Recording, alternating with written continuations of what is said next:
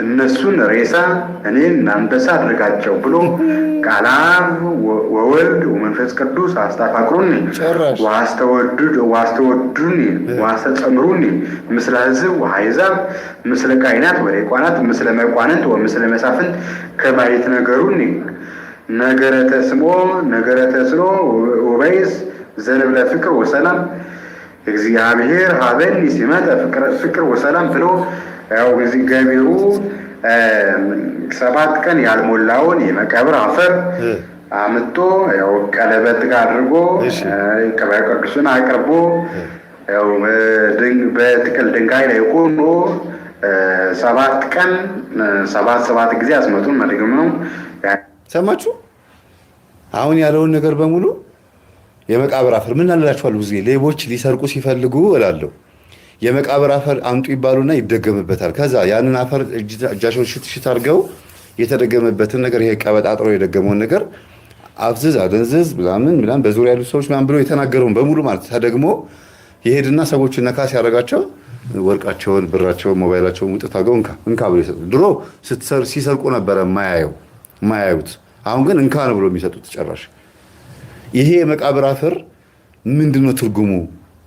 መቃብር ቦታ ጸጥ ያለ ቦታ ነው፣ ዝም ያለ ቦታ ነው፣ አስፈሪም ነው። በመቃብር ቦታ ማለፍ በራሱ ልብን ያርዳል። ያወራው ነገር ውስጥ ያስኬዳል። አያችሁ? አርዳቸው፣ አስደንግጣቸው፣ አስፈራራቸው፣ እኔን ሲያዩኝ ይንቀጥቀጡ ነው ምናምን ነገር ነው የሚለው አይደለም። መቃብር አፈር ያስፈልገውም ልክ ያንን የተናገረውን ቃላት የሚመስል አፈር ነው ማለት ነው። ቦታው ስሜቱን ያመጣዋል። አያችሁ? ግን የመቃብር አፈር መጣም አልመጣም ለሰይጣን እኮ ምንም አይደለም። ግን ሰይጣን ምን ይፈልጋል? እንደዚህ በምልክት ያምናል። ሰዎች ይሄ ነገር እንዲያደርጉለት ይፈልጋል። ቃል ኪዳናቸውን ከሱ ጋር እንዲገቡለት የሚፈልገው በዚህ በተመሳሳይ በርኩሰት ውስጥ ነው። በመቃብር አፈር እንዲያርገ 7 ጊዜ ድንጋይ ላይ ቆመ እንዲበል ይላል።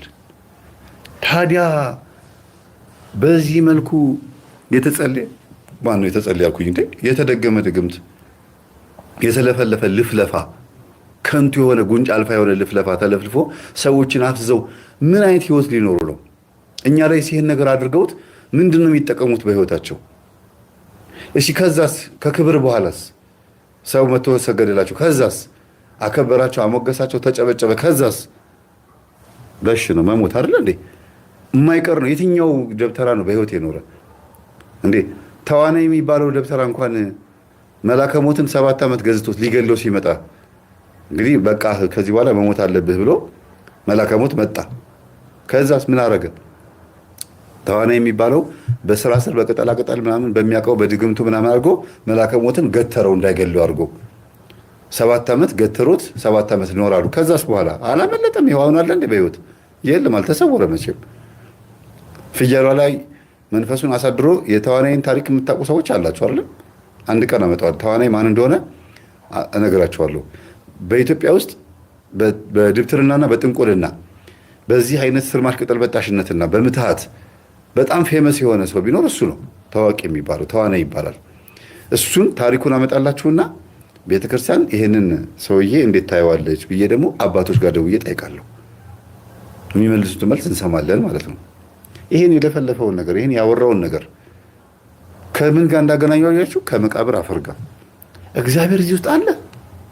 እግዚአብሔር በዙሪያችን ያሉትን ጠላቶቻችን የሚባሉትን ሊያፈዝ ሊያደንዝ ሲፈልግ የመቃብር አፈር አምጡ ነው የሚለው። ይሄ ነው ጥበብ። ይሄንን ነው የአባቶችን ጥበብ የሚሉት።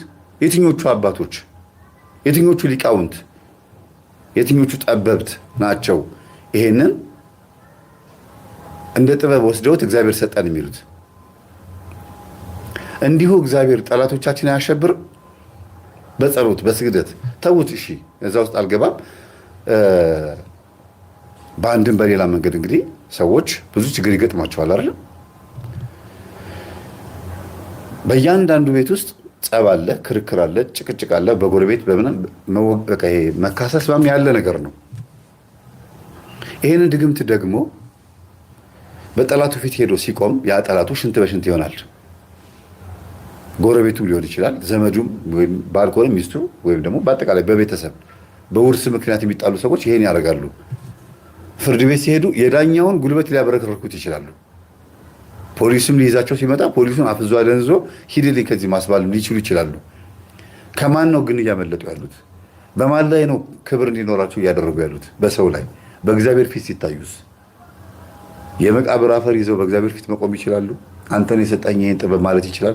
ህሊናቸው ይፈርዳል? እውነት በትክክል ይሄ ጥበብ ትክክል ከእግዚአብሔር ነው ብለው ራሳቸው ከአንተ ነው የሰጠኝ አንተ የሰጠኝ ነው ሌላ ከየትም አልተቀበልኩም ብለው በኮንፊደንስ ያወራሉ? ይሄ አረ ይገርማል፣ በጣም ያሳፍራል። ይሄንን ጥበብ ነው እንግዲህ እንደ ጥበብ ቆጥረውት አትቃወሙን አትናገሩ ብሎ አንዲት ኮሜንት አይተው በኮሜንት ምክንያት እንደዚህ መጥተው የሚናገሩት አንድ ኮሜንት ቪዲዮ ያሰራቸዋል። አንድ ኮሜንት። እኛስ ለቤተ ክርስቲያን ልውና ስንል ህዝብ እንዳይሰናከል ስንል ላይ የምናደርገው ኢጓቸውን መቆጣጠር አቅቷቸውና ያንን ናርሲሲስትነታቸውን ድንፋታቸውን መቆጣጠር አቅቷቸው ትንሽዬ ስድብ ሲሰደቡ ወይም ሰው ምዕመኑ መቼም ደስ ያለውን ስሜቱን ይናገራል። ያቺን ነገር መልስ ለመመለስ ቪዲዮ ይሰራሉ። እዛው በጽሁፍ መመለስ ይችል ማለት ነው። ይሄ የሚያሳየው ለምን ተናገራችሁን ግርማ ሞገስ ስላስደረጉ ላያቸው ላይ ለዛ ነው እንደዚህ የሚናገሩት። ግርማ ሞገስ አለ ላያቸው ላይ የግርማ ሞገስ መንፈስ ነው ይሄ። ክብሩን የሚፈልገው መንፈስ መተቸትና እንትን ማለት አይፈልግም፣ መዋረድ አይፈልግም። ስሙት። ቅዱሱን ከላይን መክበር ነው። የጠላትን ስም ወይም ጠላት ካለ ወይም የሰራበት ላይ ምቀኛ 7 ቀን 7 ጊዜ አስመቱን መድገም ነው። ያኛውን ቅዱሱን ከላይን መክበር ነው።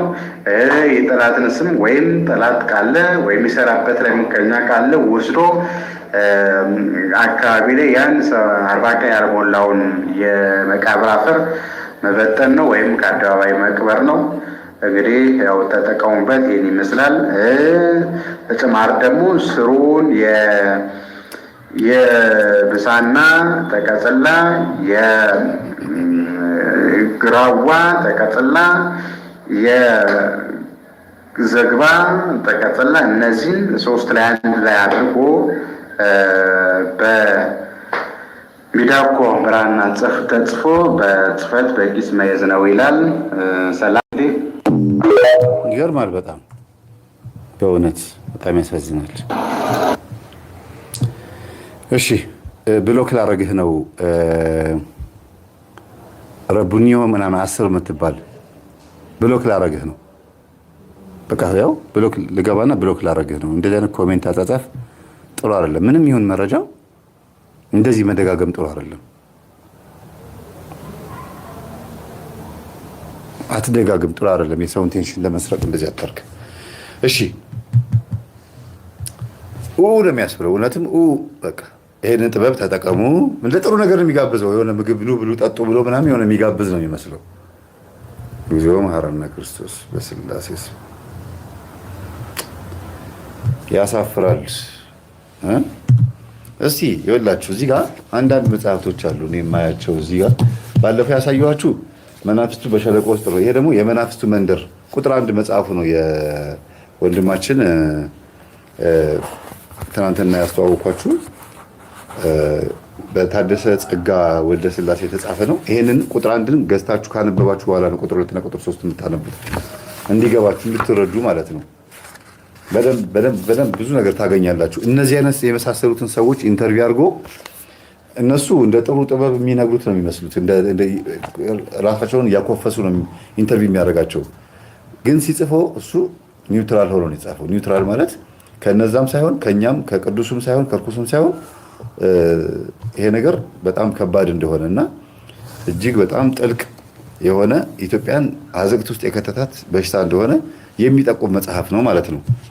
ሌላው ዣን ሸዋ ይሄ ያልኳችሁ መጽሐፈ ብሩክ ዣን ሸዋ ስለ 7ቱ ሰማያትና ስለ 100 ዓለማቶች ስለ መጀመሪያዎቹ ሰው ከመሪራስ አማን በላይ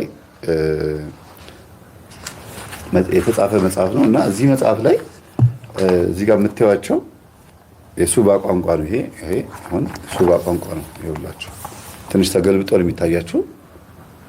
ሱባ ቋንቋ ነው። ከሱባ ወደ ግዕዝና ወደ እንግሊዝኛ ተተርጉሞ ነው ሰው እንዲማረው እንዲለማመድ ተብሎ ነው። ለምሳሌ የቃላት ድግግሞሽ እንዴት ከዚህ እንደመጣ የምታውቁት በምንድን ነው መሰላችሁ? ለምሳሌ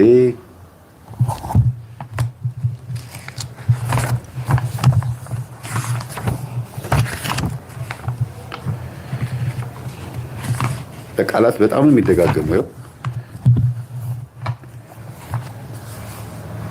ፊደሎቹን ያቸው እንዴት እንደተደጋገሙ ተገልብጦ ሊታያችሁ ይችላል። አንድን ፊደል ለመጥራት ተስፋዬ ለማለት ራሱ በጣም ብዙ ፊደሎች ተደጋግመው ነው። መንፈስ ለማለት ነው። ለምሳሌ አኸያ፣ ሸራኸያ፣ በራኸያ ማለት አልፋና ኦሜጋ መጀመሪያው ለመጨረሻው ፊተኛውና ኋለኛው ማለት ነው ይላል። ቃላቶቹ ግን በጣም ተቀራራቢ ናቸው እና የሰው ስሞች የተለያዩ ፍጥረታት ስሞችን ለመጥራት እንዴት እንደሚጣበቡበት ብታዩ በዚህ ላይ ይሄን ላሳያችሁ አይደለም የፈለኩት እዚህ ጋር የዛር ውላጆችን ስም እንዴት እንደዘረዘሯቸው እንድታዩ ነው። ዛር ውላጆች መሪራ ሳመን በላይ ይሄ ሁሉ የምታዩት ዛር ውላጆች ስም ዝርዝር ነው በኢትዮጵያ ውስጥ ያሉትን ማለት ነው። ይሄ ሰውዬ የሚጠራቸው ስሞች እንደዚህ ነው። እንደዚህ የምታዩቸው ናቸው። ለምሳሌ መራሰገድ፣ ውላጅ፣ ዛር፣ ዘረ አዳም ተብሎ የሚጠሩ በናፍስቶች አሉ። ወሰን ገፊ፣ ጠምልል፣ አዳልሞቴ፣ ገምልል፣ ዘንጥል ስሞቹ ሻህንበሶ፣ አብድል ቃድር፣ አፈናጠር፣ አምጅር፣ ገጀሞ፣ ገልጅሞ፣ ጎልጅም የሚባል ዛር አለ። መርካቶ አቡነ ተክለ ሃይማኖት ቤተክርስቲያን ታውቁታላችሁ አይደል? መርካቶ እሱ ቤተክርስቲያን ፊት ለፊት ያለ የሆነ ፎቅ አለ። ጎልጅም ላውንደሪ ነው ምናምን የሚል አይቻለሁ። ይህን ስም እንዴት አድርገው ወጡለት ብዬ ገርሞኛል። ምክንያቱም እዚህ ላይ አይቼዋለሁ ስሙን። እንደገና ደግሞ ሞሃ የአጋንንት ስም ነው ብያቸዋለሁ። በሞሃ ስም የሚጠሩ በጣም ብዙ ድርጅቶች አይቻለሁ። ሞሃ ሞ ሐመሮሃ ሆኖ ሀ ሞሃ። ሌላም ደግሞ አሉ እነ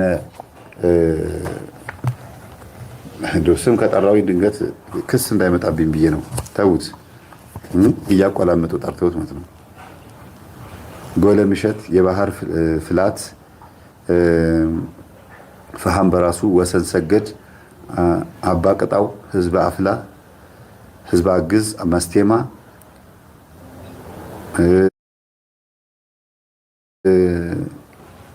ታየ አይሰድ፣ ብር አለንጋ፣ ሻንቆ፣ ፂምፂም። እነዚህ ሁሉ ዛር ውላጆች በኢትዮጵያ ውስጥ ተቆጥረው የማያልቁ ዛር ውላጆች በስመ አብ ወወልድ ወመንፈስ ቅዱስ ብለን የምናባራቸውን ለማስወገድ የማይሉት ነገር የለም። ታዲያ እነዚህ መናፍስቶች ደግሞ በየቤቱ እንደየብሔራቸው ይመለኩ የነበረው የዛሬ 100፣ 200፣ 300 ዓመት እና 1000 ምናምን ዓመት ብላችሁ ሰሉትና እኛ የእነሱ ልጆች ነን አይደለም? የማን የቤተሰቦቻችን ልጆች ነን፣ የዘሮቻችን ልጆች ነን። እነሱ ሲያመልኩት የነበረው መንፈስ ምን እንደሆነ ለማወቅ ተግባራችን በቂ ነው። ዛሬ የምናደርገው ነገር በቂ ነው። ለምሳሌ ይሄን መጽሐፍ ይሁት ሰዓት እላፊ ቁጥር 1 ነው፣ ቁጥር 2፣ ቁጥር 3 እስከ ቁጥር 4 ድረስ ያለ ይመስለኛል። እኔ 3ቱን አንብቤዋለሁ። ይሄ መጽሐፍ ገዝቶ ያነበበ ሰው ሴተኛ ዳሪ ተብሎ የሚጠሩት እህቶቻችን በየቦታው ላይ እንዴት ይሄንን ቢዝነስ እንደጀመሩት፣ ከመናፍስት ጋር እንዴት እንደሚሰሩ፣ ሰውነታቸው ምን እየተቀቡ ሰው ወንዶችን እንደሚስቡ፣ ከዛ ደግሞ ቢዝነሱ እንዴት ከባድ እንደሆነ፣ ወንዶች በዚህ ነገር እንዴት እንደተለከፉ፣ ከኤችአይቪ ጋር ያላቸው ሪሌሽን በደንብ ነው የሚናገሩ። ያው ወንዱ ጭንቅላት ላይ ቁጭ ያለችው አይነጥለዋል ዘና ብላ ቁጭ ብላለች። እንግዲህ የዝሙት መንፈስ ማለት እንደዚህ ነው። እና ስታነቡት በጣም የምትገረሙት ግራዋ ተቀብተው ጠንቋይ ቤት ሄደው አስደግመው መጥተው ወንዶች እንዴት እንደሚያደርጉ በቃ ይሄ አሁን ስለ ግብረ ሰዶም ወንዶች ነው። ደግሞ በብዛት ቁጥር 2 ላይ የወንዶች ግብረ ሰዶም ሴተኛ አዳሪነትን ወንድ አዳሪነትን የሚሰሩ ወንዶች ላይ ያተኩራል በብዛት እና ሴት ዛር አይነ ጥላ እንዴት ላዩ ላይ እንደተቀመጠች ነው የሚናገረው። አንብቡ እሺ፣ ይጠቅማቸዋል። አሁን አታገኙትም። ይሄ መጽሐፍ በጣም በጣም ቆይቷል ከታተመ። እኔ እንኳን ካገዘው ቆይቻለሁ፣ ግን ደራሲው ድንገት ይሄን ትምህርት የሚያዳምጥ ከሆነ ሊሰጣችሁ ይችላል ብዬ አስባለሁ። መጽሐፍት አከፋፋዮችን ጠይቋቸው። ለምንድን ነው ይሄን መናገር ያስፈለገው?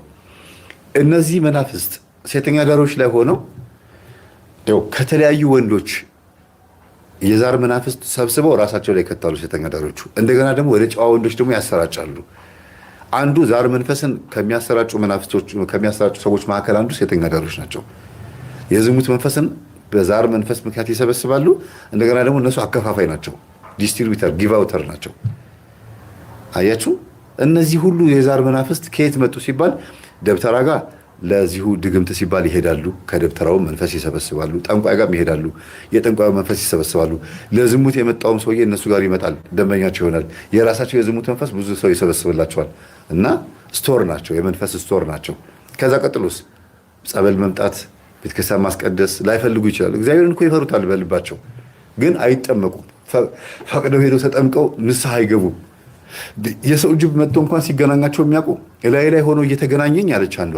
እዚህ ወደ ሰሚት ኮንዶሚኒየም አካባቢ ነው። ኮንዶሚኒየሙ ጋር አይደርስም። አሁን ሰሚት አካባቢ በጣም ሞቅ ያለ ከተማ ሆኗል አይደል? እና የዛሬ 6 ዓመት 7 ዓመት በላይ ተናግሬዋለሁ። እንደ መልእክትም 10 ደቂቃ ምናምን የሚሆን መልእክት አስተላልፌያለሁ። እባካችሁን ሰሚት አካባቢ ያላችሁ ሰዎች ተጠንቀቁ። መቶ ላይ ሰው ሆኖ ከተገናኘኝ በኋላ ኮቴው እንደ ጅብ ሆኖ ተቀይሮብኝ ሳውቅበት ብዬ ስገፈትረው በመስኮት ዘሎ ሄዶ ወጥቶ ምናምን ብላ የተናገረችው ልጅ አቅርቢያታለሁ። ታስታውሳላችሁ አይደል? የምታስታውሱ ጻፉ። እና ሰው ብዙ አይነት ነው። ሰው ተብሎ ድቅል ነው። ስለዚህ ሴተኛ አዳሪዎች ጋር የማይመጣ ፍጥረት የለም። እዛ ጨዋ ወንድ ሄደህ ስትገናኝ ሚስት ጋር ደግሞ መልሰህ ስትመጣ ብዙ ነገር ይዘህባት ነው የምትመጣው። ወደ ልጆችህም ይሄን አውሬ የሆነ መንፈስ ይዘህበት ትመጣና ከዛስ ትዳርን ትበትናለህ። ይህንን መንፈስ ከሚያከፋፍሉ ሰዎች መካከል ዋናዎቹ 3 ናቸው። ጠንቋይ፣ ደብተራና ሴተኛ አዳሪዎች። ይህን ታውቃላችሁ? ብዙ ሰው አይረዳም ይሄንን። ሌላው ጨዋ ነው ማለት አይደለም፣ ዋና የሚባሉትን ነው። ፊልም አለ፣ ብዙ ነገር አለ የሚያከፋፍል ይሄን ነገር። ነጮችም ግን ሲስተሙ ዋናው ይሄ ነው። እግዚአብሔር እንግዲህ ይቅር ይበለን። እንቀጥል። ሰላም እንደምን አላችሁ? ዛብሎ ነኝ። እንግዲህ ይሄ የሚታየው ተክል አብላሊት ይባላል። አብላሊት በ2 አይነት ይከፈላል፣ ወንድና ሴት ተብሎ። እንግዲህ የሚታየው ወንዱ ነው ማለት ነው። ስለዚህ ወንዱ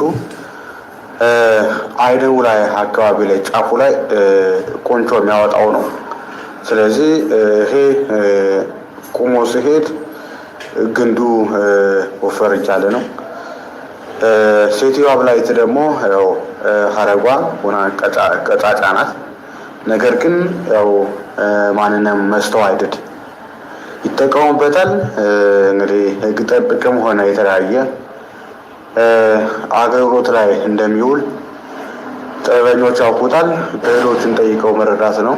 እንግዲህ በዚህ መልኩ እጽዋቱን ማየቱ ጠቃሚ ነው ብዬ ስለማስብ እንግዲህ አቀርቤላችኋለሁ ለእናንተ። እንግዲህ እንደሚታየው ችኛዋ ደግሞ ሴቷ ናት። ሴቷ እንደዚህ ሀረግ ታወጣለች። ሀረግ እንደዚህ መልኩ ትሄዳለች። ስለዚህ እጅ ላይ ስትነኳት ከ5 ደቂቃ በኋላ ከ3 ደቂቃ በኋላ እጅን ትለበልባለች ማለት ነው። ስለዚህ አብላሊት በመባል ወንድና ሴት ተብለው በዚህ ተቀምጠው ይታያሉ። ስለዚህ ተጠቀሙበት ነው። አመሰግናለሁ።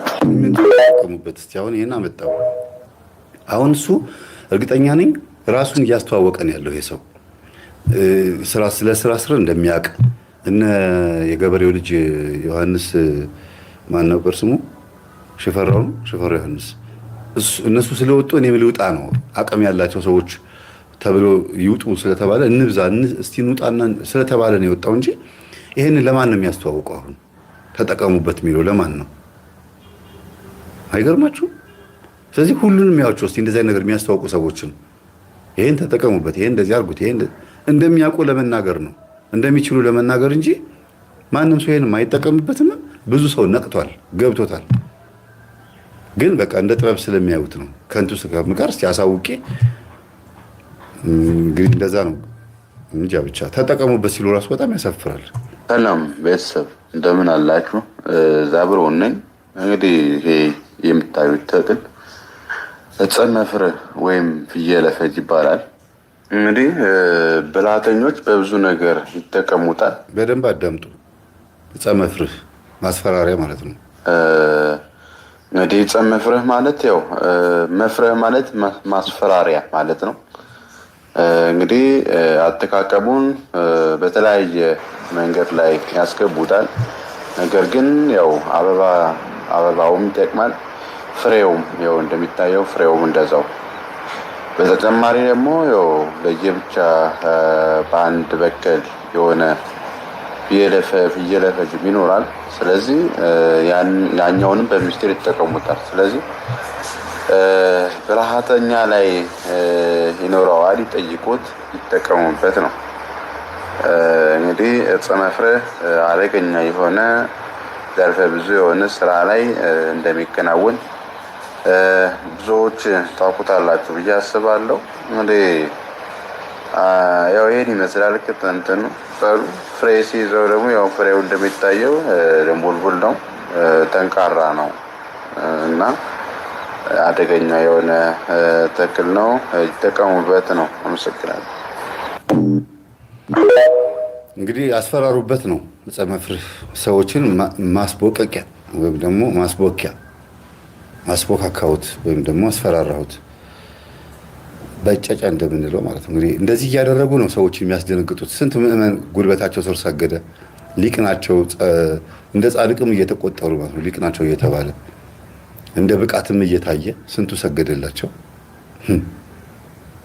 በጣም እኮ የሚገርም ነው። በእውነት በጣም ነው እኮ የሚያሳዝነው። አንዳንድ ጊዜ ስትሰሙ ትደነግጣላችሁ። አሁን ማስፈራሪያ ዕፅ ነው ተጠቀሙበት አለ። ድጋሙንም ይናገራል። የዋሃን ወጣቶች እነዚህ ሱስ ውስጥ ያሉ ወጣቶች ሲሞክረው ብሎ ይገቡበታል። ከዛ በኋላ እንዳለ መንገድ ላይ የምታዩት ሁሉ እንዳለ ፈሪ ነው የሚሆነው። ለምን ማስፈራሪያ የሚባለውን ያስገባና መንፈሱን ከተዋረሰ በኋላ ራሱ ፈሪ ሆኖ ይቀጥላል። ወይ ደግሞ ሁሉም ደም የጠማው ማንም አይነካኝም ብሎ ሄዶ ልቡን ደረቱን እየነፋ እንደ ቡራቡል ማለት ነው። እስቲ ወንድ የሆነ እንካኝ የወገዋለሁ እንደሚለው በቃ ግራ የተጋቡ ትውልዶች ይሆናሉ። ግራ የተጋባ ትውልድ በጣም የሚያሳዝነው እውነት። ሰላም እንደምን አላችሁ? ዛብሎን ነኝ። እንግዲህ ዛሬ የማሳያችሁ ተክል ከምንም በላይ አደገኛ የሆነ ተክል ነው። የሚያውቀው ያውቀዋል። ብዙዎቹ በስሙ ነው እንጂ እጽዋቱን አያገኙትም። ስሙ ወገል ሰበር ይባላል። ወገል ሰበር ብዙዎቹ የሚፈልጉት ጠቢባኖች የሚፈልጉት እጽ ነው። ነገር ግን አንደኛ እና ሁለተኛ አለ። አንደኛ ባለ ሀረጉ ነው። ሁለተኛው ደግሞ ይኸው ቅልጥም ያለበት ባለ ግንዱ ሁለተኛው ወገል ሰበር የሚባለው እጽዋት ይሄ ነው። ነገር ግን ተግባሩ ከምንም በላይ በገብሩ የሚሰሩ ብህሎች፣ ብልሃተኞች ይህኛውን በአብዛኛው ነገር ይጠቀሙታል። ስራው ከምንም በላይ አደገኛ ነው። አንደኛ በዚህኛው መድፍነ ጸርም ቢሆን በመንጋኒክም ቢሆን ማንኛውም መሳሪያ እንዳይመጣ እንዳይነቃ፣ ማንኛውም ጩቤ ስለጠማ ነገር እንዳይነካ የሚያድርግ እጽ ነው። ሁለተኛ ደግሞ በዚህኛው እጽ በገቢር ኮርተው መኪና ላይ ራሱ ቢቀቡት ተሽከርካሪ ላይ ብረቱ ላይ ቢቀቡት ተሽከርካሪ ጭራሽ አይንቀሳቀስም። ጭራሽ ካልተፈታ ጭራሽ አይንቀሳቀስም። እንደው ሌላ ሞተር አምጥተው ቢገጥሙትም አይሄድም። ስለዚህ አደገኛ የሆነ ተክል ነው። ወገል ሰበር በመባል ይታወቃል።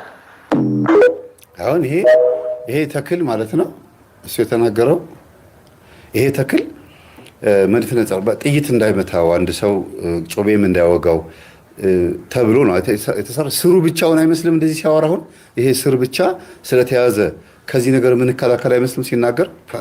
የሚገርም ስር ነው ይባላል አይደል? በቃ ከጥይትም ሆነ ከማንኛውም አይነት ጸብ ለመዳን ተብሎ የተዘጋጀን አንድን የሆነን ድግምት ከዚህ ስር ጋር አስተሳስረውት ያስሩታል። ከዛስ ያ የተደገመው ድግምት በሚደገምበት ሰዓት የገባው መንፈስ ነው እንጂ ሰውየውን የሚያግዘው ይሄ ስር አይደለም። ይሄ ስር ሪፕሬዘንት ወኪል ነው፣ ተወክሎ ነው የገባው። ሰይጣን በዚህ ስር ምክንያት ነው የገባው። ተፈልጎ እንዲገኝ የፈለገው ሰይጣኑ ለምንድን ነው? እኔ እንድገባ ይሄ ያስፈልጋል ያለው ለምንድን ነው? ታዛዥነታቸውን ለማየት ነው።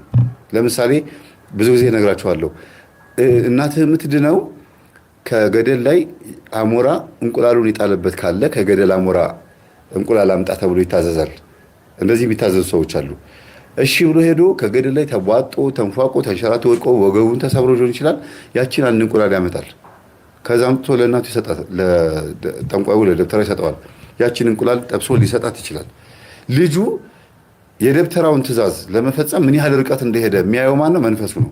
አይ የዚህን ያክል ከተገዙልኝ ከታዘዙኝ ሌላም ነገር ባዛቸው ይሆናል ብሎ መንፈሱ ኦኬ ይሆናል፣ ይታዘዛል። ከዛ ሴትዮዋን ይዟት የነበረ ወገቧ ላይ ከነበረ ይነሳል፣ ወደ ጭንቅላት ይዞራል። እግር ጭንቅላት ላይ ከነበረ ደግሞ ወደ ልብ ወይ ወደ ሌላ ቦታ ዞር ብሎ ይቀመጣና ሴትዮዋ ስትነሳ ዳነች ይባላል። ታዛዥነታቸውን ለማየት ያክል እንጂ ይሄ ስራ ስር ከጥይት መበሳት ጋር ከጩቤ መወጋት ጋር የሚያገናኘው ነገር የለም። ስጋ ስጋ ነው፣ ስትወጉት ይወጋል። ይሄ ስር እዚህ ጋር ስለተያዘ አይደለም ጩቤ እንዳይወጋ የሚያደርገው። የሚገርማችሁ ነገር ድጋሙ ነው፣ ገቢሩ ነው። መንፈሱ የተሰጠውን ግብር አይቶ ነው መጥቶ እንደዚህ የሚያደርገው። ይተኮሳል። አይታችኋል። አንድ የሆነ ጊዜ ቪዲዮ አሳይቻችኋለሁ። ይተኮሳል ዶሮዋ ላይ፣ ሰውየው ላይ በጩቤ ይወጋል። ምን ይላል? አያወጋውም፣ አይነካውም። ለምን? የተደገመ ነገር አለ፣ የታሰረ ነገር አለ እዛ ቦታ ላይ። መንፈስ አብሮ ገብቷል። በጥይት ጆሮዋን ቢመታት ምንም አትሞትም። ይተኩስባታል፣ አትሞትም። የሚገርማችሁ አመጣላችኋለሁ ሌላ ጊዜ አሳይቻችኋለሁ፣ በቪዲዮም አሳይቻችኋለሁ። እንዲህ ሽጉጥ እንዲያስገብተው ሲተኩስ አላያችሁትም? ግቡና ይሁት ቪዲዮ። ከዚህ ቪዲዮ በፊት የለቀኳቸው ቪዲዮዎች አሉ። እንደዚህ አስገብቶ ያደርገዋል። ጭሱ ብቻ ነው ብሎ ጥይቱን ይተፋዋል። ምንድን ነው ሲባል እውነት ምንድን ነው? የታሰረ ስራ ስር ስላለ ነው አይደለም። በዙሪያው ላይ ያሉት መናፍሶች የሚሰሩት ስራ ነው። እነዚህን መናፍስ ካልተዋረሱ በስተቀር አይሰራም። ድጋሙም ገቢሩም አይሰራም። በትክክል በዛ መንገድ ነው እየሄዱ ያሉት እና በጣም ብዙ ሰው የተሸወደው በዚህ ነው። ሌላው ደግሞ ከመድፍነ ጸር ቀጥሎ መኪና ላይ ይሄ ነገር መጥቶ ቢቀመጥ በገቢሩ ከተሰራ ነው ያለው። ሰምታችሁታል አይደል? በትክክለኛው መንገድ ከተደገመ መኪና ላይ ይሄን ካስቀመጥ ነው መኪናው አይንቀሳቀስም ማለት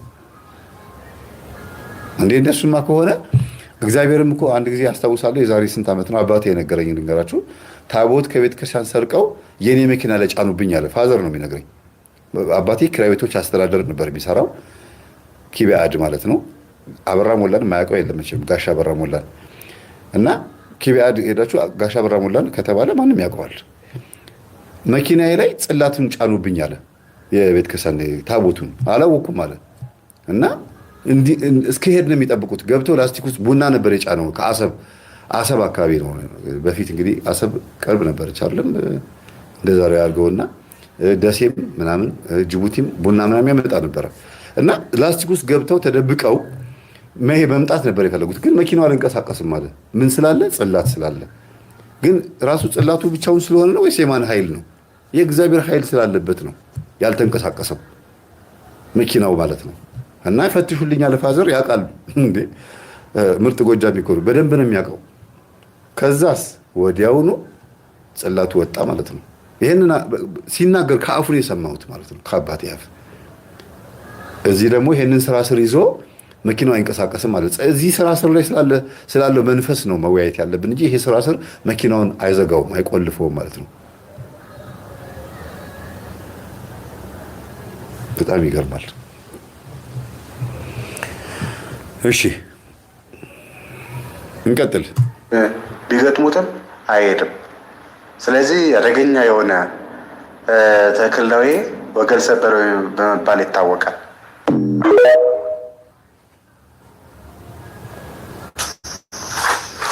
ሰላም ጤና ይስጥልን፣ እንደምን አላችሁ? ዛብሎንን እንግዲህ ይሄ የሚታየው ተክል ማን ለቀቀት ልምጭ በመባል ይታወቃል። እንግዲህ ብዙዎቹ በዚህ አጋጣሚ ጸሎት ፕሮግራም የደረሰባችሁ ሰዎች ግቡና ጸሎት አድርጉ። አቤቱ ማረን የጸሎት ግሩፕ ላይ እንግዲህ ሰሞኑን ላይቭ ላይ ተከታታይ ስለገባሁኝ እንደማትቀየሙኝ ተስፋ አደርጋለሁ። የጸሎት ፕሮግራሙ ላይ ገብታችሁ የምትጸልዩ ሰዎች ጸልዩና ተመልሳችሁ መምጣት ትችላላችሁ። ይሄን ሳልጨርስ ስለማልነሳ ነው። የቀረኝ ስንት ደቂቃ መሰላችሁ? በጣም ትንሽ ነው።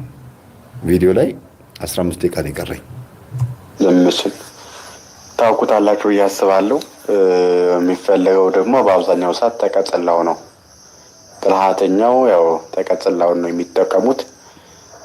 አንድም በሌላ መጠብቅ ይጠቀሙታል። ያው መናፍስት ጋር ግንኙነት ያሉት ሰዎች፣ ሁለተኛ ደግሞ ያው በተለያየ መጠብቅ ይጠቀሙ። የሚፈለገው ደግሞ በአብዛኛው ሰዓት ተቀጽላው ነው። ብልሃተኛው ያው ተቀጽላውን ነው የሚጠቀሙት። አንድም በሌላ መጠብቅ ይጠቀሙታል።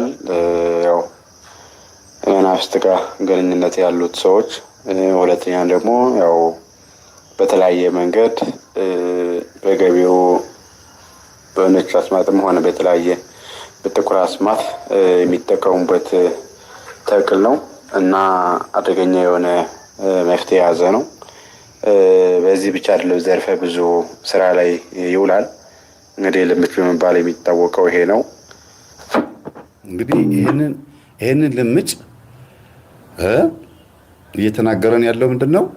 መጠብቅ ነው፣ ወይም ራስን መከላከያ መጠበቂያ ነው።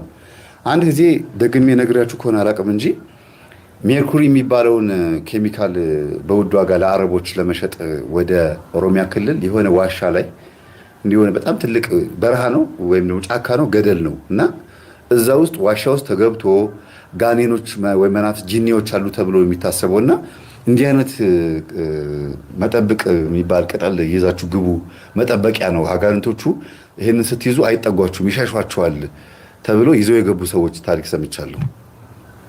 እና ያንን ይዘው ገቡና ጨለማ ነው። እንዲያውም የተወሰነ መንገድ ከተጓዙ በኋላ ኢቭን ጧፍና ሻማ ቢያበሩ እንኳን ያጠፋዋል። ለምን? ኦክሲጅን ስለማይኖር እዛ ቦታ ላይ። በሳይንሱ በመናፍስቱ ቋንቋ ሲነገር ደግሞ ሻማውን ያጠፉብን መናፍስቶቹ ናቸው፣ ብርሃን አይፈልጉም፣ ዝም ብላችሁ ብቻ በዳበሳ ሂዱ ነው የሚተባለው። ከዛ ልክ የሚያግዳችሁ ግድግዳ ነገር ሲያጋጥማችሁ እዛ ቦታ ላይ ነው። ልክ ሄዳችሁ ማለፍ ካልቻላችሁ እሱ ቦታ ላይ ነው ሜርኩሪ ያለው። ቶርች አብርታችሁ ወይም ባትሪ አብርታችሁ የምትፈልጉትን ሜርኩሪ ማምጣት ትችላላችሁ ተብሎ ጠብ ነው የምትለው። በ14 ቀን አንድ ጊዜ ነው ጠብ የምትለው ሜርኩሪዋ። አስቡት፣ አንድ ጠብ የምትለዋ መቼ እንደሆነች አትታወቅም። ስንት ቀን ሊቀመጡ ነው እዛ። ትንሽዬ ብልቃጥ አይደለም በሃይላንድ በዚች እንኳን ይዞ ለመምጣት 2 ወር 3 ወር ይዞ መቆየት አለባቸው። አስተውሉ። እና ግን ያቺን ሜርኩሪ ለማምጣት ደግሞ መጠበቂያ ያስፈልጋል። ለምን? ድቅድቅ ያለ ጨለማ ስለሆነና ጋኔኖች ስላሉ እነሱን አልፋችሁ ነው የምትገቡት። ስትገቡ መጀመሪያ ይሄን አጭሱ፣ የሰንደል አጭሱ። ከዛስ በኋላ ይሄንን ድጋም ድገሙ፣ ይሄንን ስራ ስር ያዙ ተብሎ ታዘዙ። ምን እያደረጉ ነው ሳያውቁት? ለመንፈስ ግብር እየገበሩ ነው። አትንካን፣ ጓደኞች ነን፣ ጀለስ ነን፣ ፒስ ምናምን እያሉ ምን እያሉ ነው? እየተስማሙ እየገቡ ነው ማለት ነው። ምን ለማግኘት? ሜርኩሪ። ብዙ ጊዜ የትሬዠር የሆኑ ፊልሞችን ስታዩ፣ የነጮችን ፊልም ስታዩ እንደዛ ነው። እነዚህ የድሮ እቃዎችን የነገስታትን ወርቅ ምናምን ማዕድኖችን ለማግኘት ወደሆነ እልም ያለ አማዞን ጫካ ውስጥ የሆነ ቦታ ላይ ይገባሉ። በጣም እልም ያለ ወደ ግብፅም ሊሆን ይችላል፣ ቅርስ አለ ተብሎ የሚታሰብ ቦታ ላይ ሲሄዱ እዛ ቦታ ላይ አደገኛ የሚባሉ ገመሬ ዝንጀሮች ወይም ዘንዶ ወይም እባብ የሆነ አስፈሪ አራዊት ተቀምጦ ነው የሚገኘው። ያን ወርቅ የሚጠብቁት እነሱ ናቸው። ያን እንቁ፣ ያን ማዕድን፣ ውድ የሆነውን ሰው የሚፈልገውን ነገር የሚጠብቁት በማን እጅ ላይ ነው? በእነዚህ አራዊትና መናፍስት በተቆራኟቸው አራዊት መናፍስቶች እንትኖች ላይ ነው፣ እንስሳቶች ላይ ነው ማለት ነው። ያን ለማግኘት ደግሞ ግዴታ ምን ያስፈልጋል? በሳይንሳዊ በሆነ መንገድ ለመግባት የሚሞክሩ ፊልሞች አሉ። ግን ወደዚህ ወደ እውነታ ስንመጣ ግብር ነው የሚፈልገው። ኪንግ ኮንግ የሚለውን ፊልም ማየት በቂ ነው። አቫተር የሚለውን ፊልም ማየት ትችላላችሁ። አቫተር የመጀመሪያው አቫተር ፊልም አሁን ወደ አይነ ጥላዎች ሀገር፣ ወደ ሌሎች ቅርጻቸውና መልካቸው ቁመታቸው ሌላ ወደ ሆኑት ሀገር ሄደው አንድ ትልቅ ዛፍ አለ። ያ ዛፍ ተገንድሶ ወድቆ ከዛ ዛፍ ስር የሚገኝ እንቁ አለ። ወይም ደግሞ እዛች ዓለም ላይ የሚገኙ ለእኛ ዓለም የሚጠቅሙ ለየት ያሉ ለኤሌክትሪክ ለምናምን የሚጠቅሙ ነገሮች አሉ ተብሎ ታስቦ ያን ለማምጣት ሲሄዱ ነው እነዛን ለየት ያሉ ፍጥረታትን የሚጨርሷቸው። እና የሆነ የሚፈለግ ውድ የሆነ ነገር ብዙ ጊዜ በመናፍስት ተከበው ነው የሚገኙት። በመናፍስት ታግተው ነው የሚገኙት። ሰዎች ያንን ድል አድርገው አሸንፈው የሚገቡት ግን በእግዚአብሔር ኃይል አይደለም። አብዛኞቹ ፊልሞችም ሆኑ እውነተኛ የሆኑ ላይፎች ለመንፈሶቹ ገብረው ነው የሚገቡት። ራሳቸውንም ገብረው የሚያስፈልገው ነገር አርደው ነው የሚገቡት።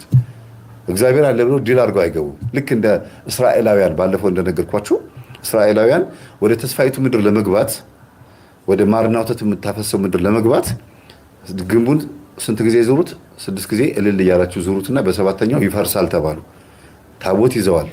ዮርዳኖስንም ውሃ የተሻገሩት ባህሩን የተሻገሩት ታቦቱን ተሸክመው ነው ጥበብ እሱ ነው። ሌላ ምንም ጥበብ የለም። ከየትም የተማሩት ጥበብ የለም። እግዚአብሔር ነበር የሚያሻግራቸው በኢያሱና በካሌብ ላይ አድሮ ከሙሴ ቀጥሎ ማለት ነው። አስቡት። ያቺ ተስፋይቱ ምድር ግን በማን ተይዛ ነበረ? ቁመተ ረጃጅም በሆኑ ጃይንት በሆኑ ግን እጅግ በጣም ግዙፍ የሆኑ ፍጥረታት ያቺ ምድር ተይዛለች። እነሱ ካልሞቱ እነሱ ካልተገደሉ እዛች ተስፋይቱ ምድር መውረስ አይችሉም። ዛሬም እኛ ውስጥ ያሉት ስጋችንን በሞኖፖል የተቆጣጠሩት በእድሜ ጃይንት የሆኑ ረጅም ዓመት የኖሩ መናፍስት ከዛር ወላጅ ከቤተሰብ ጀምሮ ሲዋለዱ የመጡ መናፍስት አሉ። ስጋችንን ለመውረስ እንቁ የተባለችዋን ልባችንን እንቁ የተባለችዋን የእግዚአብሔርን ቃል ነፍሳችንን ለመውረስ ግዴታ ምን ማድረግ አለብን? እነዚህ ጃይንት ፍጥረቶች መሞት አለባቸው። መናፍስትን ከላችን ላይ ማስወገድ አለብን እንጂ ለእነሱ መገበር የለብንም ነው የኔ አባባል። ለእነሱ ተገብሩ አይደለም፣ ግደሏቸው፣ አጥፏቸውን ያሉት በተለይ ኢያሱና ካሌብ ማለት ነው። ሁለቱ ሰላዮች ምንድን ያሉት? እነዚህን ፍጥረታት እንገላቸዋለን። ስናያቸው አይናቸው ፈዛዛ ነው። በእርግጥ ከያዙን እንደ ቆሎ ነው የሚቆረጥሙን። ትናንሽ ፍጥረቶች ነን በእነሱ ፊት፣ ግን ስናያቸው ፈዛዞች ናቸው። ፈዛዞች ስለሆኑ ከስር ዘርጥጠን በገመድ እንጥላቸዋለን፣ በሰይፍና በጎራዴ እናሸንፋቸዋለን። ግድ የለም አትፍሩ ብለው ህዝቡን አነቃቁትና ገብተው ያንን ህዝብ ጨርሰው ከነሱ ምንም አይነት ነገር ሳይወስዱ ተስፋይቱ ምድር ወረሱ። ያቺ ማርና ወተት የምታፈሰዋ ምድር በማን ተይዛ ነበር? በሰይጣን። ለዚህ ነው አሁንም ሜርኩሪ ለማምጣት ወይም የሆነ ውድ የሆነን ማዕድን እንቁ ለማምጣት የተለያዩ ኢትዮጵያ ውስጥ የተለያዩ ክፍላት ሲሄዱ መጠበቂያ ተብሎ ይሄንን ቅጠል ነው የሚይዙት። አካባቢ ርዕስም ይላሉ መጠበቂያ ብቻ፣ በአጠቃላይ የራሳቸው መጠበቂያና ግን ሰይጣን ሞኝ አይደለም። ይሄ ቅጠል እንዴት ከመስቀል በልጦ አጋንንትን ያስደነግጣል? እናንተ ይሄ እንዴት ከእግዚአብሔር ቃል በልጦ ይሄ ቅጠል የእውነት እኮ ነው የምላቸው። አንዳንድ ጊዜ አጋንንትን እንደ ሰው ማሰባቸው ነው የሚገርመው ደብተራዎቹ። ሌላው ደግሞ በዚህ ቅጠል ይሸሻል ብሎ ማሰባቸው። እኔ እውነቱን ልንገራችሁ፣ ሰይጣን ይሄ ቅጠል ፈርቶ አይደለም የሚሸሸው። መታወቂያችን ይዘህ መጣ፣ በቃ ይሄን ቅጠል ከያዙ የኛ ናቸው ፒስ ናቸው ብሎ በመናፍስቶቹ ቋንቋ ይሄን ቅጠል ከያዙ የኛ ናቸው ብሎ የሚሉ ነው የሚመስለኝ እኔ የምረዳው። እንዲያውም በተገላቢጦሽ እንኳን ሊሸሹ ቀርቶ አንነካቸውም፣ የኛው ናቸው። እዛ ጋር ዕጣን አጥነዋል፣ እዚህ ጋር እንትን አድርገዋል ምናምን ብለው የሚሉ ነው የሚመስለኝ ሳስበው። እንኳን ሊፈሩ እንዴ! ዓለምንም ያናውጡ የክርስቶስ ስም ሲጠራ የሚንቀጠቀጡ መናፍስት በቅጠል ሊሸሹ ጅልነት ነው የማርያም። በጣም ይገርማል። ሰላም ጤና ይስጥልን። እንደምን አላችሁ? ዛባ ያው ያለው መድኃኒት ነው እና በመደረኞች ብሔር ይጠቀሙታል። ሁለተኛ ደግሞ ለመርዝ አሁን አንዳንዱ እንለፈው አይደለ በመባል የሚታወቀው እጽ ይሄ ነው። ነገር ግን አላችሁ ምን በመባል ዛብሎ ነኝ እንግዲህ ይሄኛው ተክል እንደሚታየው እሳተ ገሞራ በመባል የሚታወቀው እጽ ይሄ ነው። ነገር ግን ብዙዎቹ በስሙ ነው እንጂ እጽዋቱን ሰፈር ላይ ቢኖረውም አያውቁትም። ነገር ግን በየቦታ ይበቅላል። ብዙ ዓላማ ላይ የሚውል ለጥቁር መንፈስ የሚጠቀሙበት አደገኛ የሆነ እጽዋት ነው። የሚያስፈልገው ደግሞ የሚይዘው ፍሬ ነው። ፍሬው ልክ እንደ ሽምብራ ሆኖ ነው የሚወጣ። አነሳሱ ደግሞ በብዛት ልክ እንደ ጭፍርቅ ሆኖ ሲነሳ ሲበስል ከላይ ላይ የሚይዘው ፍሬ እሾህ አለው። ሽምብራ ሆኖ ውስጥ ላይ ስትፈለፍለው ውስጥ ላይ ነው የሚቀመጠው ማለት ነው። ያን ፍሬውን ለቅመውት 27 ፍሬ ወይም 29 19 እንደዛ ፍሬውን ለቅመውት ትኩር ሽምብራ ጋር ጨምረውት ትኩር ገብስ ተደርጎ በተለያየ ለጥቁር መንፈስ ነው የሚያገለግሉት የሚጠቀሙት። በተለያየ መንገድ የሚጠቀሙበት አደገኛ የሆነ ተክል ነው። ስለዚህ ስራው የሚሰራው ደግሞ ለዚህኛው ለወፈነድ ማለት ነው። ጸሎት በይንተ ወፈነድ ሀጅ ከሀጅ አፈጅ አቅጀጅ አቅጀጅ አፈጅጅ አስተፋጅጅ አስተባጅጅ ማቅዘን ባህላ ዝንታስ ማትከ እስመ አንተ ውላዬን ስካ ስከ ነርበለሳት ጸላኢ ቡዥን ብድ ብድብድ ተበድብድ ኬክዳና ዳካ ገለል እመገደል መሄ አንት ባቢሎን ዘጠበብፀ ገሃነም ሀጡ እያሉ ይሄኛውን አስማት ደግመውት ኪታ ሰርተውት ለጥቁር ውሻ ይሰጣሉ። ከዛ በኋላ ውፈነድ ስራውን ትሰራለት ማለት ነው። ይጠቀሙበታል በዚህ ጥበብ ማለት ነው። ጥቁር ውሻን ፓርቲሲፔት ያደርጋል ማለት ነው። አያችሁ፣ በጣም ይገርማል። ለማንኛውም እንግዲህ ያው ይሄ የሱ ደን የሱ ጫካ ነው። ወደ ጉምዞች መካከል እየገባ ነው። እያስፈቀድናቸው ነው ይላል። አንዳንድ ቦታ ላይ ያወራል። እናስፈቅዳቸዋለን፣ ይከለክሉናል። ይሄ እኛ መሬት ነው አትምጡብን እያሉ መርጌቶችን ያባርሩናል። እኛ ግን አንዳንዴ ሳንቲምም እየሰጠናቸው እየለመናቸው ምን እያልናቸው ነው የምንገባው እንጂ ይሄ እነሱ ክልል ነው ይላል፣ ይናገራል መሀል ላይ። በቃ አንደኛውን እኛ ብዙ በስራ ቢዚ ስንሆን እሱ ሙሉ በሙሉ ከስራ ስርና ከቅጠላ ቅጠል ጋር ነው ላይፉና ህይወቱ ማለት ነው። እንደዚህ አይነት ሰዎች አሉ። ስለዚህ ሰፈጣ አያውቁም፣ በክብራቸውም አይደራደሩ። እግዚአብሔር አለልን እንጂ በጣም ከባድ ናቸው። ከባድ የሚሆኑት ከመንፈሱ አንጻር ውስጣቸው ካለው መንፈስ አንጻር እንጂ ሰው እንደ ማንኛውም ሰው የዋህ ናቸው። ግን ውስጥ ያለው አብሮ ስለሚናደድ ስሜታቸውን ያንቀለቅለዋል። በደዚህ አይነት ቦታ ላይ ውለው ይህንን አሁን ብድ ምናምን እያሉ እየተሳደቡ ያለውን የመናፍስቱን ስም እያመጡ ህዝቡ ላይ መንፈስ እየረጩበት የሚኖሩትን ኑሮ አስቡት። የሚሰበስቡትን ገንዘብ አስቡት። ሰላም እንደምን አላችሁ? ዛብሎን ነኝ። እንግዲህ ዛሬ ለእናንተ የሚጠቅመውን መረጃ እያችሁ ከርብ ያለው ይሄኛው ተክል እንደሚታወቀው አርገፍ ጋፎ ይባላል። የአርገፍ ጋፎ ለብዙ ነገር እንደሚጠቅም ያው በሊቃውንት አስተምሮ የተቀመጠ እጽዋት ነው። እንግዲህ ለምን ይጠቅማል በሚለውን ስንወስደው ይሄኛው አርገፍ ግፎ የሚባለው በአንደኛው ጥቅሙ ያው የሚጥል በሽታ እንደ ስኳር በሽታ አድርጎ የሚጥለው ያዞረ የሚጥለው ይሄ ለሚጥል በሽታ ለማንኛውም ለሚጥል በሽታ ከወደቀ በኋላ በጎኑና በጎኑ በአፉ መካከል አረፋ የሚያወጣበት ሰው ካለ የዚህኛውን የአርገፍ ግፎ ቅጠሉን እንትን ብለውት ወቅጠውት ከሚጠጣው ወይም ከሚበላው ላይ ጨምረውት መስጠት ነው። ዘፍስቦ ማተብ ነው ገላውን ወይም የተዘፈዘፈውን ደግሞ ክክል ሆኖ የተዘፈዘፈውን ያኛውን ሰውነቱን ሙሉን ማተብ ነው። ከዛ በኋላ ለሰባት ቀን የሚያህል ነገር ለሰባት ቀን የሚያህል ሙሉ ቀን ሰውነቱን ቢታጠብ ያ ከሰው ልጅ ላይ ተደብቆ ያለው የአርቁስ መናፍስት እዚህ ጋር ነው ትልቁ ነገር። የምጠብቀው ይሄን ነበረ። አያችሁ፣ ይሄንን ቅጠል 7 ቀን ምናምን ተቀቅሎም ምናምን መረቅም ተደርጎ ብቻ ይሰጠዋል፣ ይቀባል፣ ምናምን ይጠጣል። በምንም ፕሮሰስ ይሁን አስቡት። ተደብቆ ያለውን የሚጥለውን አረፋ የሚያስደፍቀውን መንፈስ ሊያስወግድ ነው ማለት ነው። ወይኔ መጽሐፍ ቅዱስ ከሰረ እኮ በቃ በእውነት የዲያብሎስን ስራ ያፈርስ ዘንድ የእግዚአብሔር ልጅ ተወለደ፣ የድንግል ማርያም ልጅ መጣ ተወለደ የሚለው ሐሳብ በቃ የለም ቀርቷል። እኛ የምናውቀው ማተብ ካሰርን ክርስቲያን ከሆንን አጋንንት የሚዋረደው በክርስቶስ ስምና በአጠቃላይ በመንፈሳዊነት ህይወት ውስጥ ብቻ ነው፣ በመናፍስት ህይወት ውስጥ አይደለም። እንዴት በዚህ ልክ ቅጠላ ቅጠል አጋንንትን ሲያባርር ቤተክርስቲያን ዝም አለች? ይህ ጸበል ቦታ ላይ እኮ ልትሰራበት ይገባ ነበር ማለት ነው እንዴ!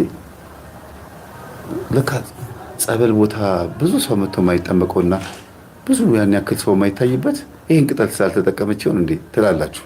አረ እንደው ብትጠቀምበት ቤተክርስቲያን ይጠቅማት ይሆን? ሆስፒታል ከምታስገነባ ሆስፒታል አስገንቡ ባካችሁን፣ ግሉኮስ እንሰካባችሁ፣ የነጮች መድኃኒት ቃሙ ለማለት ገንዘብ የተሰበሰበ ነው አይደል በአባቶቻችን። አረ ተውት፣ ግድ የላችሁም። ይሄ ሳይሆን አይቀርም። ይቺን ቅጠል ሰዓት ይዞ እሷ ትሻላለች መሰለኝ። ይቺን ቅጠል ይዞ ነው መሰለኝ ገንዘብ የሚገኘው። ንገሯቸዋል። እንዴት ሆስፒታል የሚገነቡት አባቶች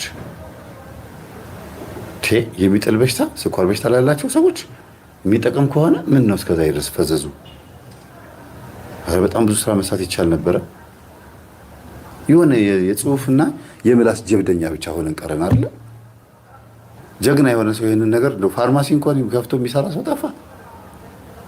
የባህል ሕክምና ተብሎ በብልቃጥ በእቃ ስለተቀመጠ እውነት በትክክል የቤተ ክርስቲያን ንብረት አድርገው የወሰዱት ሰዎች አሉ እኮ። ገዋን ለብሰው ምናምን ደብተራዎች በስርዓቱ የባህል ሕክምና ቅጠላ ቅጠል ቀምሞ ምናምን ሰዎችን ይሰጣሉ። ሰዎችም ደግሞ ያን ሲወስዱት ደግሞ ዳንን ይላሉ። ታዲያ ምን ነው ቤተ ክርስቲያን ይሄን ነገር አላስፋፋችሁም? ይሄ ጥበብ ነው። እስቲ ስሙት።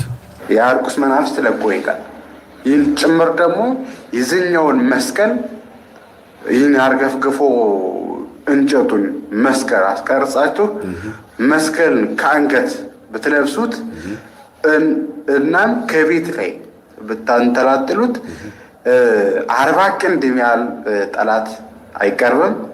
40 ክንድ 50 ክንድ የሚያክል ድረስ አጋንንት የማይቀርብበት በዚህ መሰረት ከምንም በላይ ገቢሩ የያዘው አጋንንት ማስወገጃ የሆነ ተክል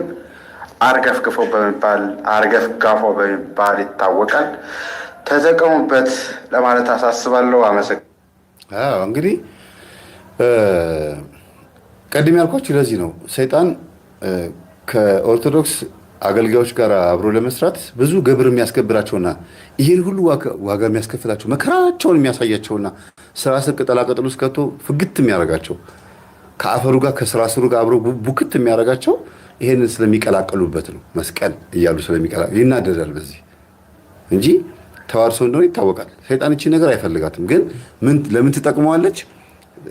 አደባብሶ መንፈሳዊ መስሎ ቤተክርስቲያን ውስጥ ለመታየት በጥምጣምና በምናምን ታይተው ይሄ ነገር አሪፍ ነው ብሎ ሰው እንዲመጣ ለዛ ስለሚጠቅመው ዝም ይላል እንጂ አይፈልገውም። ይሄን አይነት አሰራር መነካካት አይፈልግም።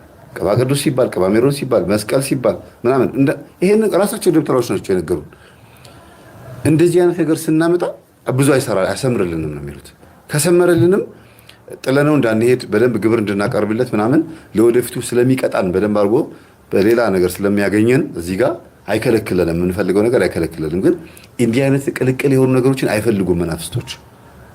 የነጮች መናፍስቶች አንደኛቸውን ፓጋንና ኤቲስት የሆኑ ሰዎች ስለሚያድሩ ከሃይማኖት ጋር ስለማይነካኩ ቶሎ ይሰምርላቸዋል። ምትሃቱና አስማቱ ማለት ነው። እና መስቀል አድርጋችሁ ብትሰሩበትና ብታንጠለጥሉት ቤት ላይ እርኩስ መንፈስ አይቀርም፣ ጋኔን አይቀርም፣ ልጁን አይጥለውም። አርገፍጋፎ የሚባለው ይሄ ቅጠል ይሄ ነው ስራ ብሎ እያስተማረን ነው ማለት ነው። ይሄ ሰው ይሄ ጥበብ ነው ማለት ነው። እንግዲህ አስቡት። በዚህ ቅጠል የሚጥል በሽታ ይድናል። ቅጠሉ ብቻውን የሚያድን ከሆነ እሰየው፣ ችግር የለውም። በቃ ቅጠሉ ተቃመሞ ምናምን ተዘጋጅቶ ይምጣ፣ ምንም ማለት አይደለም። ግን ስንት የሚጥለው ሰው አለ። ስንት የሚጥል በሽታ ያለባቸው ሰዎች አሉ። የአእምሮ ዘገምተኞች አሉ። አማኑኤል ሆስፒታል በተዘጋ ነበረ። የጭንቀት መንፈስ ይዟቸው ኪኒን በድብቅ የሚወጡ እኮ ብዙ ቤተሰቦች አሉ። እዛው ሆስፒታል ውስጥ የማይኖሩ ግን እየሄዱ ኪኒን እየተቀበሉ ከአማኑኤል ብቻ እየተቀበሉ ኪኒኑ እንዳይወደድባቸው ከዛ የሚቀበሉት በቃ የሚኖሩ ስንት የተጨነቁ ሰዎች አሉ። የሚጥላቸው እንደሚባል ውሻም ድመትም አርገፍጋፎ እኮ አለባቸው። እነሱም እኮ እንደ ሲጀር ያደርጋቸዋል፣ እንደዚህ ያንቀጠቅጣቸዋል፣ አረፋ ያስደፍቃቸዋል፣ እንስሳቶቹም ጭምር ማለት ነው። ይሄ ሁሉ ነገር መድኃኒት በተገኘለት የእውነት ቢሆን ኖሮ እና የሆነ በጀት ተበጅቶ ገንዘብ ተደርጎ ምናምን በደንብ በተሰራበት ነበር። ግን ሄደው የባህል ሕክምና አገር በቀል እውቀት ምናምን ብለው ሊያጠኑ ይሞክሩና የአዲስ አበባ ዩኒቨርሲቲ መምህራን ሙሉ ተማሪዎች የሆነ ቦታ ላይ ስታክ ያደርጋሉ። ምንድነው ሲባል ኦኬ መናፍስት ተዋርሶ አለበት እንደዛ ከሆነማ ላሽ በሉ ብሎ ይሄዳሉ። አያችሁ፣ ይሄዱና በቃ ወገባቸው ለምን መናፍስታዊ ተዋርሶ ሳይኖርበት በፍጹም ምንም ነገር መንቀሳቀስ እንደማይችሉ ይማራሉ። አንዳንዶች ተማሪዎች የዩኒቨርሲቲ ተማሪዎች በተለይ የክፍለ ሀገር ልጆች ማለት ነው ይቀጥሉበታል። ለምን? ለነሱ ኖርማል ነው። ኖርማል ይሄዱበታል፣ እየተማሩት ይቀጥሉበታል።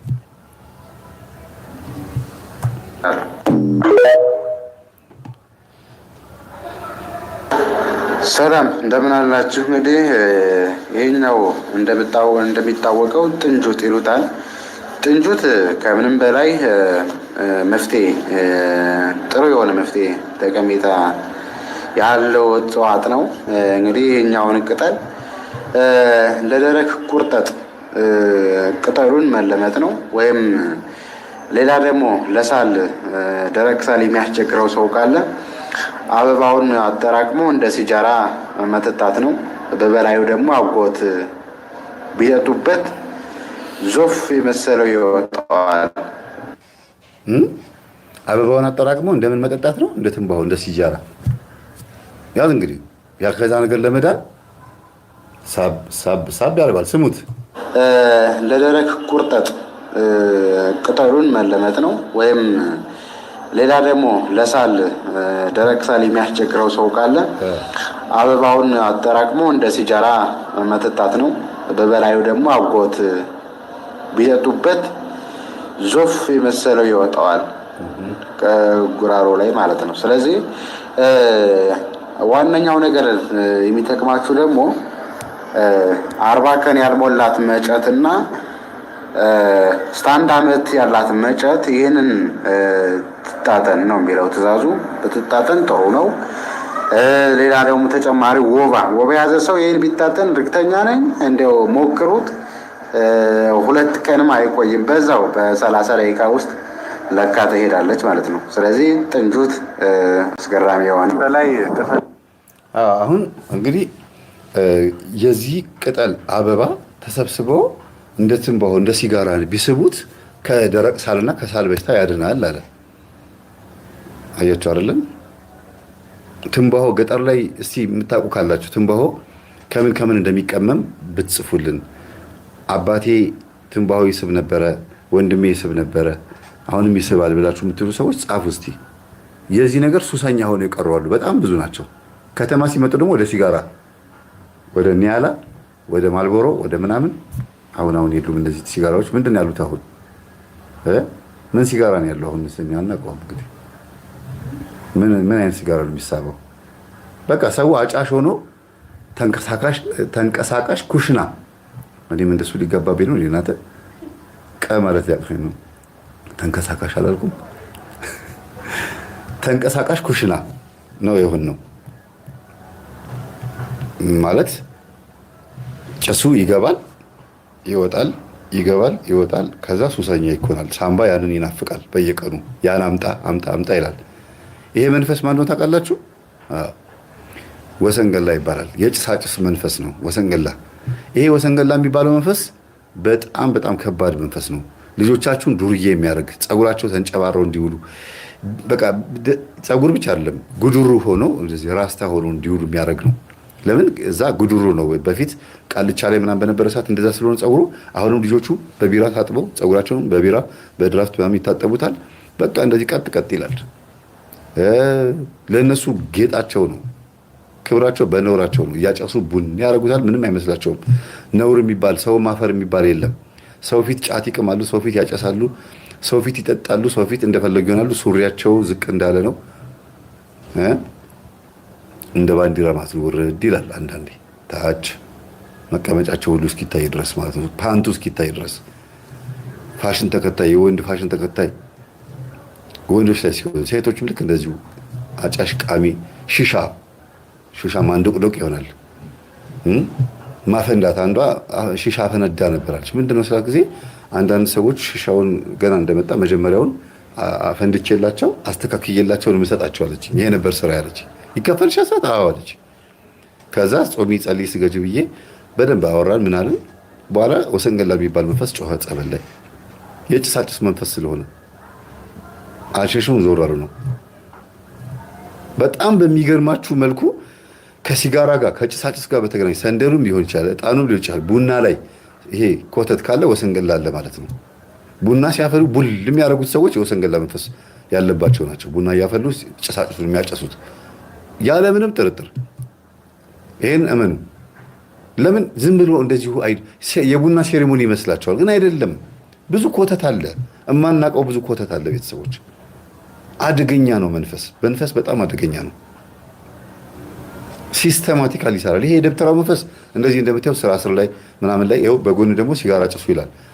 በሌላ በኩል ስታዩት ደግሞ በዛ የቤት ውስጥ ያለው የእናቴ አባት ከራማ ደግሞ በደንብ አድርጎ የተመለከ መንፈስ ስለሆነ እንዲያውም ሞልቃቃ መንፈስ ነው ይባላል። ከደብተራው መንፈስ ይልቅ ይሄ እናቴ አባት ላይ ያለው ዛሩ ምናምን ቡና እየተጠጣለት አፍሉልኝ፣ ብሉልኝ፣ ጠጡልኝ፣ ዶሮ ረዱልኝ እያለ እንደ ጨምላቃ ልጅ እያዘዘ እሺ እየተባለለት ስለሚኖር መንፈሱ ቀበጥ ሞልቃቃ ነው የሚባለው። ይሄ ነው ጸበል ገና ሲያገኝ ብሎ እሪ ብሎ እየተንፈራፈረ ተያዝኩ ወይኔ ማነህ ዛር ይላል። የደብተራው ደግሞ ብትጠራም ዝም በል ቻለው ተብሎ በስዕል በቅዱሳን ስዕላት ያልተባረከ ነው እንጂ በስዕል ይደገማል፣ በጸበል ይደገማል። ታውቃለች። ይሄ በማተብ ይደገማል፣ ቅዱስ በሆኑ ነገሮች ይደገማል።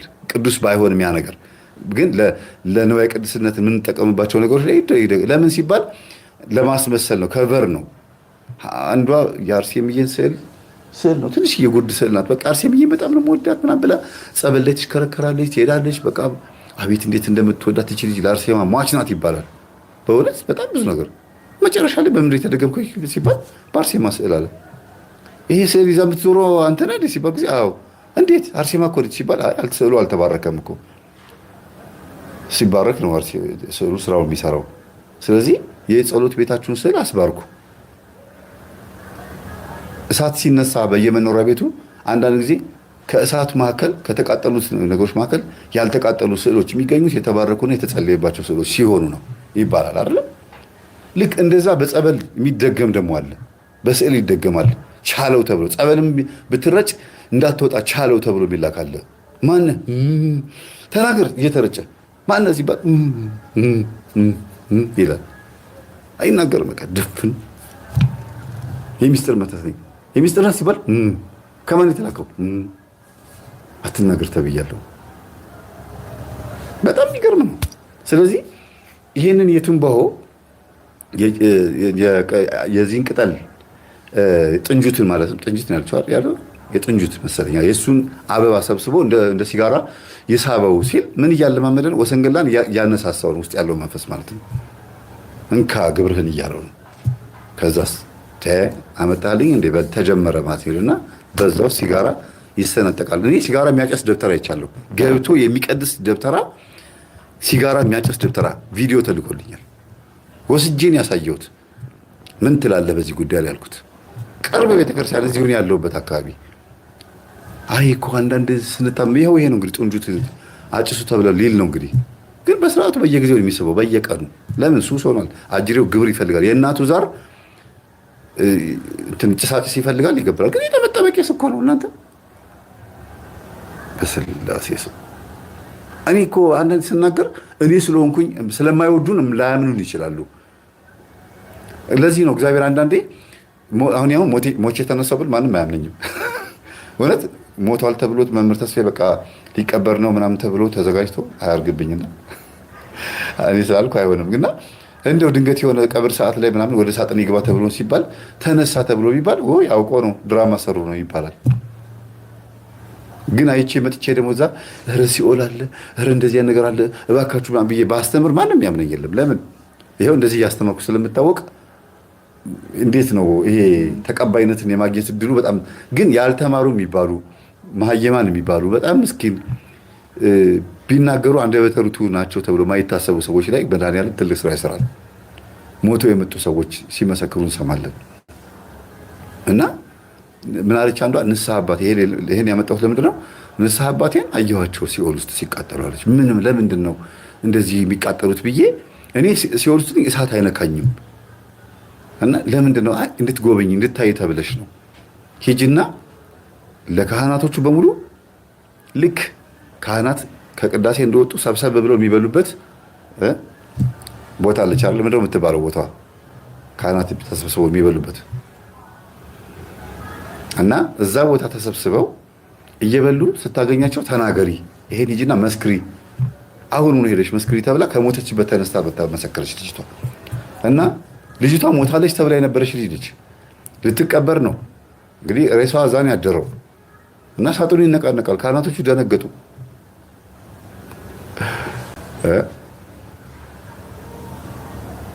ምንድን ነው የምትጽፉት? ልጅቷ ተነሳች። ከዛ ስትመሰክር ግን ደነገጡ። አባ ገሌ በሲኦል አየኋቸው፣ በዚህ ቦታ ነው ያሉት። የእሳቸው ጓደኛ ይሄ የምትሰራውን ስርማሽ ቅጠል በጣሽነትህን አቁም፣ አንተም እንደዚያ ይሄ አንተ 2 ሚስት ያገባሁን አንተ አቁም ተብልሃል ብላ ተናግራ ልጅቷ ይሄ መልእክት ከተናገረች በኋላ ተመልሳ እንደገና ሞተች። ይህንን በስነ ስርዓቱ ሰምቻለሁ። እና ቤተሰብ ቢያንስ ወንድም ወይ እህት ወይ የሆነ ሰው መጥቶ ዛሬ ሰው አካባቢ ላይ አብሮ ይቀመጣል አይደለም? እንደው አንዳንድ ጊዜ የሆነ ሰው ሲሞት ቤተክርስቲያን አስቀምጦ ብቻ ይኬድም አይደለም? ካህናቶቹ መጥተው ለቤተሰብ ቢናገሩ የሚያምናቸው ጠፋ። ተነስታ ነበረ ሞተች አሉ። የሚያምን ጠፋ። ይሄን ተናግራ የገሌን ገሌ እንደዚህ ብላ ተናግራ ሞተች። ተመልሳ መልእክት ለመናገር ነው ነፍሷ የተመለሰችው። እንዲህ ያለ መልእክት መምጣት ያስፈልገው ለምንድን ነው? ቤተሰቦች የሚያምን ትውልድ ስለጠፋ እንደው ቢያንስ ምልክት እንኳን እንዲሰሙ። ቃሉንማ አልፈሩትማ። ወንጌሉን መጽሐፍ ቅዱስን ሳይፈሩት ይኸው አብረው ከስራ ስሩ ጋርና ከቃሉ ጋር ከቅዳሴው ጋር ከቅዱስ ቁርባኑ ጋር አብረው ነው ያሉት።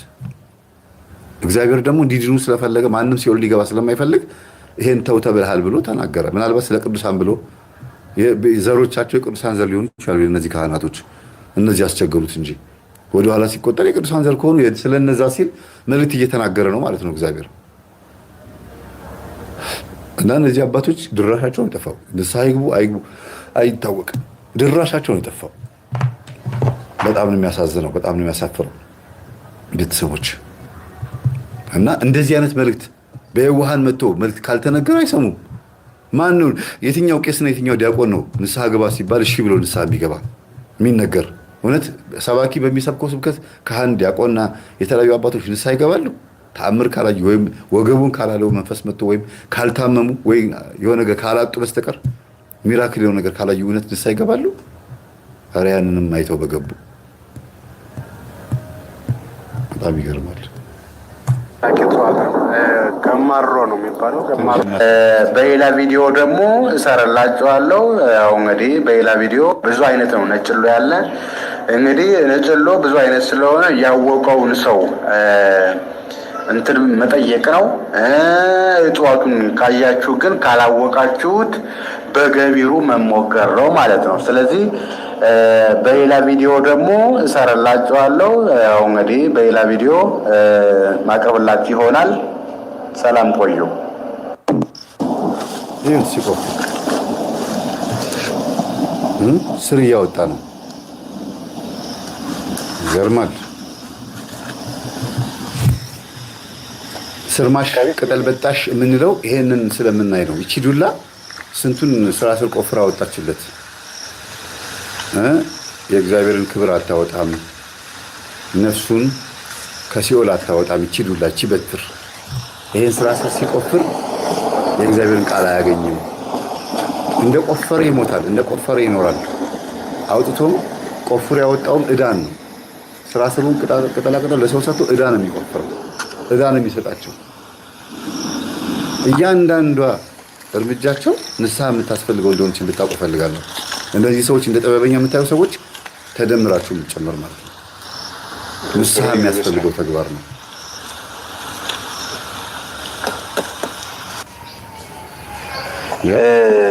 ይሄኛው እንትኑ ዶንዳሮ ነው የሚባለው። ዶንዳሮ ማለት ከምንም በላይ ኃይለኛ የሆነ እጽ ነው። እንግዲህ ቅድም በቪዲዮ እንዳስቀመጥኳችሁ እንዳያችሁት ነው። እንግዲህ ይሄኛው ዶንዳሮ ማለት ማንኛውም ቆሶ ለሚታየው መልካም የሆነ ስራ ያለ ነው። ተጨማሪ ግን ይሄኛውን ተቀጽላ ብታገኙት፣ የዶንዳሮውን ተቀጽላ ካገኛችሁት ምንም ሌላ መፍትሄ አያስፈልገውም። ከምንም በላይ ለገበያ ነው። አብዛኛው ሰዓት እሱ ለገበያ ይጠቀሙበታል። ገንዘብ የተበታተነ የሚያስቸግረው ሰውም ይህን ቢጠቀሙት መልካም የሆነ ፍጹም የሆነ መድኃኒት ነው። ይህን ሲናገረውን እንትን ይመስላል። ቤተሰቦች ገንዘብ አሁን ለምሳሌ የተበተነ አስቸገረኝ አይደለ? ይህንን በኪሴ ሲይዘው እንዳይበተን ያደርገኛል። እጹ ብቻውን ነው አይደለም። ገቢርና ድጋም አለው፣ አብሮ የሚሰጥ ነገር አለው። ከዛስ ያ ገንዘብ እንዳይበተን በዚህ ድጋም በሚያደርግበት ሰዓት ንፉግና ስግብግብ ነው የሆነው። ለሰው አልሰጥም፣ ለምጽዋት አልሰጥም፣ ለምንም ነገር አልሰጥም። እንዳይበተን ነው ገንዘቡ እንዳይበተን። ተበተነ የሚባለው ሰውየው በታኝ ነው ሰጪ ነው አውጪ ነው ስለሚባል አይደለም። ግን በተዘዋዋሪ መንገድ ያው ሌላ መንፈስ ነው የሚጠራው እና ብዙ ጊዜ ሰዎች እንዳትሰጡ ገንዘብ እንዳታወጡ የሚያደርጋቸው መንፈስ እንደዚህ አይነት ድግምት ያስደገሙ ሰዎች መንፈሳቸው እናንተ ጋር ከመጣ እናንተ ምን ንፉግ ነው የምትሆኑት። ስላጋጠመኝ ነው ጸበል ቦታ ላይ። እስቲ ይብቃል መሰለኝ። በቃ ስንቱን አይተን እንጨርሰዋለን። ያው እየቆፈረ ነው እስካሁን። ምንም በላይ በዙ ስራ የሚሰራ በብዙ ሁኔታ ፈላጊ በደንብ ያሰዳዊ መንፈስ አለበት ማለት ነው። ሀሳብ ፈልጋለሁ ለመትከ ለመገብር ከያሉ በሚስጢር ገቢር ነው ያስገቡ። ይሄንን ስሙ እስቲ እንደዚህ ያ ብሾ አፍሊውን ስሙ ታውቁታላችሁ። ግን ፈለጥ ብዙ አይነት ነው ያለ። ምናልባት ያው ፈርፈራማ ቦታ ላይ ቆመህ የምትሄድና እንደዚህ ተኝታ የምትሄደው ትለያለች። ዋነኛዋ ተፈላጊዋ ግን እቺ ናት። ስለዚህ እቺ ፈለጥ ብዙ አይነት ገቢር ትሰራለች። ኳከላ ላይ ዚያ ፈልሆ ለማይ ከማሁ አፍልሃ ወቅጽል ልቦናሃ ለመትከ ለመገብር ከያሉ በሚስጢር ገቢር ነው ያስገቡ።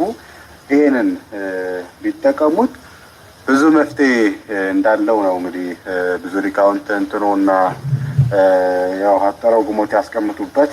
ፈለጹት ሲታይ በፍሬት ሚቲዛት ፍሬ ፈለጹት አልጀው ያው እነዚህ ፍሬዎች አሉ።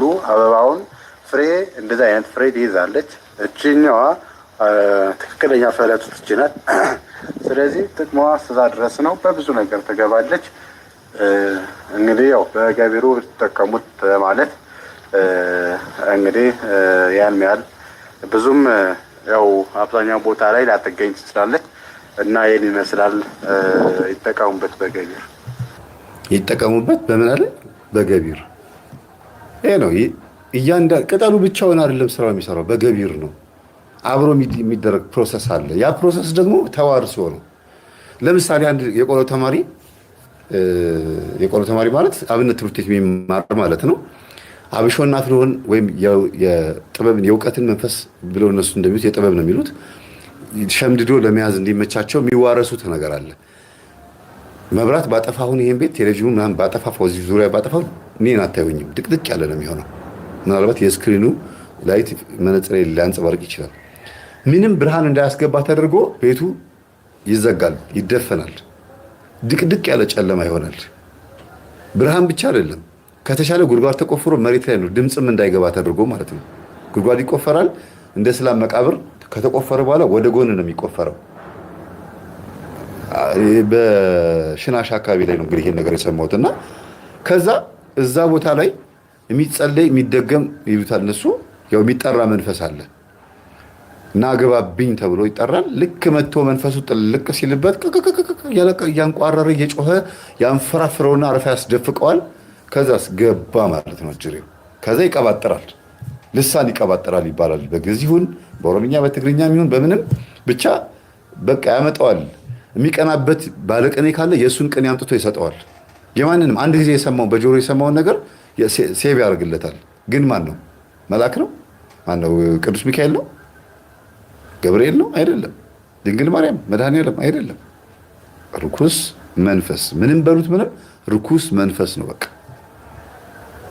ከዛስ ያገኘውን መጽሐፍ በሙሉ ያነባል፣ ሁሉንም ያነባል። እንደዚህ አድርጎ አሁን ትናንትና ማን ያዘዋል እሸቱ ላይ የቀረበው ልጅ ሰውዬ እንደዚህ አድርጎ ሲያደርገው እውቀቱ ይገባል አሉ። እንደዚህ አድርጎ ገብቶልኛል፣ በልምምድ ያመጣሁት አለ። እውነት ሰው እንደዚህ አይነት ተፈጥሮ አለው በልምምድ የሚያመጣው። እና እንኳን አንተ ቆሎ ትምህርት ቤት እንኳን አንብበው ነው የሰረጠላቸውና አነበቡትና ገባ 6-7 መጽሐፍት፣ አዋልድ መጽሐፍት፣ መጽሐፍ ቅዱስ አንድምታ፣ የአዲስ ኪዳን የብሉይ ኪዳን አንድምታ፣ ከዛ ሃይማኖተ አበው ምናምን ሳብ አድርጎ በአብሾ በአፍልሆ በምናምን ያንን ጥርቅም አድርጎ አወቀ። ሲያነብ ነው ጊዜ የሚፈጅበት እንጂ ደግሞ ማንበብ አይጠበቅበትም። ከዛስ በቃ እንደሱ ሊቅ የለም።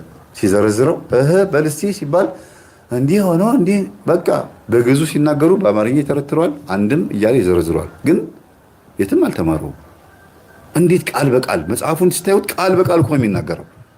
እንዴት ነው እንደዚህ አይነት ነገሮች ላይ በጣም ከባድ ቤተክርስቲያን ከባድ እርምጃ መውሰድ አለባት፣ ወይም ደግሞ መግለጫ መስጠት አለባት። እንዲህ አይነት ነገሮች ላይ ለምን አሳልፎ ለመናፍቃን የሚሰጠንም ይሄ አይነት አካሄዱ ነው፣ እንደ ቤተክርስቲያን ንብረት እየታየ ማለት ነው።